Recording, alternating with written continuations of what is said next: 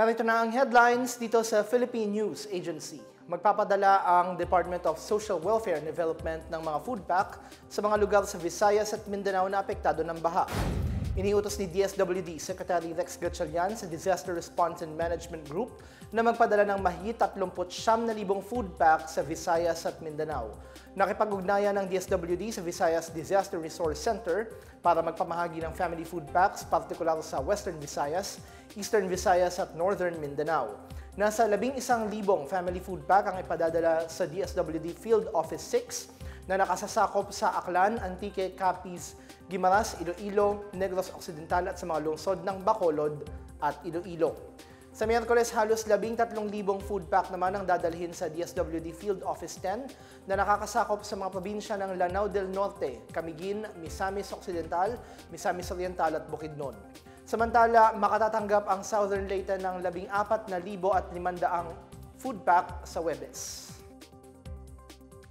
Naglaan ng Administrasyong Marcos ng 118.5 billion pesos para sa mga programang panlipunan ng Department of Social Welfare and Development na ipatutupad sa 2024.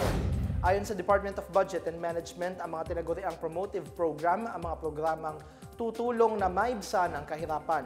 Nasa 112 billion pesos ang mapupunta sa Pantawid Pamilyang Pilipino Program o 4Ps, habang nasa 5.6 billion pesos ang ilalaan sa Sustainable Livelihood Program. Samantala, maglalaan ng DBM ng 76.2 billion pesos para sa mga protective program o mga programa para sa mga mahihirap at iba pang vulnerable sector tulad ng matatanda at may kapansanan. 1.9 billion pesos naman ang ilalaan para sa food stamp program. Itinakda ang kabuuang panukalang budget ng DSWD na 209.9 billion pesos para sa susunod na taon. Mas mataas ito ng mahigit 5% mula sa pondong 199.5 billion pesos sa national budget ngayong 2023. Target ng administrasyon na ibaba hanggang 7% ang poverty rate pagdating ng taong 2028.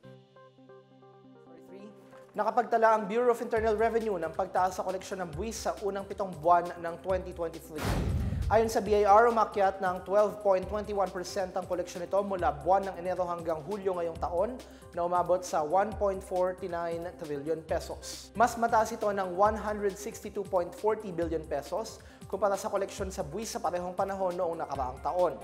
Sa buwan lamang ng Hulyo, umabot ang koleksyon ng ahensya sa 272.13 billion pesos o mas mataas ng 38.37% kumpara sa kabuuang koleksyon noong parehong buwan ng nakaraang taon. Nalagpasan nito ang target na koleksyon na 13.22 billion pesos. Target ng BIR na makakolekta ng 2.64 trillion pesos ngayong 2023. Ayon kay BIR Commissioner Romeo Lumagi Jr., naniniwala siya na makakamit ng ahensya ang kanilang target sa pamamagitan ng mas pinaigting na koleksyon ng buwis. Isa na rito ang kampanya laban sa mga nagbebenta at bumibili ng peking resibo.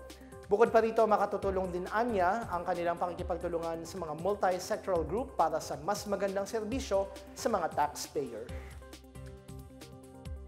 Muling tiniyak ng Department of Social Welfare and Development ang suporta para sa proyektong Lab for All na inilunsad ni First Lady Liza Araneta Marcos. Kaugnay nito, pinangunahan ng unang ginangat ni DSWD Secretary Rex Gatchalian ng libreng gamutan sa Caloocan City ngayong araw. Ang Lab for All ay proyekto ng unang ginang na tumutukoy sa laboratorio, konsulta at gamot para sa lahat. Layunin ng inisyatibong ito na maging bahagi ng komprehensibong implementasyon ng Republic Act 11223 na mas kilala bilang Universal Healthcare Act. Layo ng batas na tiyakin na ang lahat ng Pilipino ay may access sa kalidad at abot-kayang serbisyong pangkalusugan. At yan ang pinakabago at pinakamahalagang balita sa mga oras na ito, hatid sa inyo ng PNA Headlines. Para sa iba pang mga balita at impormasyon, bisitahin lamang ang aming webpage, pna.gov.ph, o ang aming Facebook at Twitter account, Philippine News Agency. Mapapanood din ang PNA Headlines sa Facebook page ng Presidential Communications Office o PCO. Ito ang PNA Headlines, naghahatid ng mga balitang nagbubuklod sa buong bansa. Ako po si Bench Bondok. Magandang hapon.